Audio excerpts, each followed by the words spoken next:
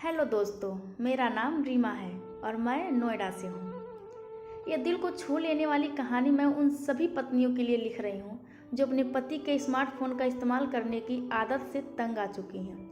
ये कहानी मैं न सिर्फ उन औरतों और लड़कियों के लिए लिख रही हूँ बल्कि अपने पति के लिए भी लिख रही हूँ और मैं उम्मीद करती हूँ कि मेरी ये कहानी को पढ़कर वे मुझसे नाराज़ नहीं होंगे।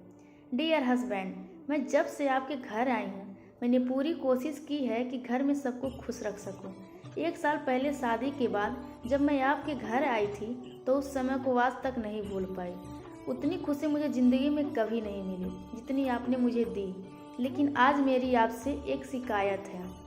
मैं जब भी सुबह जल्दी उठकर आपके लिए नाश्ता बनाने जाती हूँ तो ये सोचकर फटाफट अपना काम ख़त्म कर देती हूँ ताकि मुझे कुछ टाइम मिले आपके साथ वक्त बिताने का। लेकिन ये स्मार्टफोन तो जैसे मेरा दुश्मन ही बन गया है। आप रोज़ मुझे 5 मिनट में आता हूँ बोलकर बाथरूम जाते हो पर 40 मिनट बाद बाहर आते हो। मैं इतने प्यार से आपके लिए नाश्ता तैयार करती हूँ ताकि आप अच्छे से खाना खाएं और कभी तो मेरे बनाए खाने की तारीफ़ करें, लेकिन हर बार आप 2 निवाले खाकर फट से निकल जाते हैं। क्या आपको पता नहीं कि नाश्ते की अधूरी थाली उठाना कितना बुरा लगता है? इतनी मेहनत से मैं खाना बनाती हूँ पर सब बेकार हो जाता है। यही सिलसिला मैं पिछले 6 महीने से देख रही हूँ। क्या मैं आपको अब अच्छी नहीं लगती? क्या मेरा बनाया खाना अब आपको स्वाद नहीं लगता? अब क्या हो गया है आपको? कभी कभी तो मुझे बहुत गुस्सा आता है, लेकिन अगर कुछ कहूँगी तो आपको भी बुरा लगेगा और माँ जी को भी। बस ये सोचकर मैं अपनी फीलिंग दबाती हूँ। इसके लिए मैंने सोचा कि इस कहानी के जरिए आपको थोड़ा एहसास दिलाऊं। शादी के वक्त आपने जो वचन लिए वो मेरे लिए हैं या फिर इस फ़ोन के लिए? आपके सामने इतनी सुंदर बीवी है लेकिन फिर भी आपको स्मार्टफोन की पड़ी है।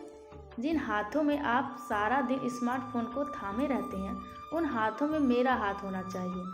और जिस स्मार्टफोन से आपकी नज़र एक पल के लिए नहीं हटती उन आँखों के सामने मेरा चेहरा होना चाहिए। अब तो मुझे आपके इस स्मार्टफोन से जलन होने लगी है। आप अपने स्मार्टफोन का डेटा पैक कराना कभी नहीं भूलते, लेकिन मुझे घुमाना तो आप हमेशा भूल जाते हैं। डियर हस्बैंड जी, थोड़ा मेरा भी ख्याल रखा करिए और मेरी खुशी का भी सोचिए।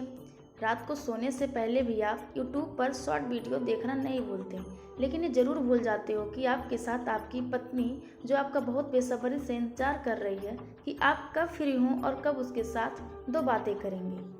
तो पतिदेव, स्मार्टफोन को छोड़िए और थोड़ी असल ज़िंदगी पर भी ध्यान दीजिए। अगर मेरी ये कहानी पढ़कर पतिदेव आपको कोई बुरा हुआ हो तो हम बात करके मामला सुलझा सकते हैं। कम से कम आप इस बहाने से मुझसे बात तो कर लेंगे। तो दोस्तों, ये मेरी एक दिल को छू लेने वाली कहानी हिंदी में, और मुझे उम्मीद है कि हर किसी को अच्छी लगेगी। सभी बहनों तो इस हिंदी कहानी को पढ़ेंगी ही। साथ ही में मैं चाहती हूँ कि हर पति को ये शॉर्ट कहानी पढ़ना चाहिए ताकि उन्हें बीवी की अहमियत का एहसास हो और थोड़ा समय ये स्मार्टफोन छोड़कर पराए घर से आई अपनी पत्नी को भी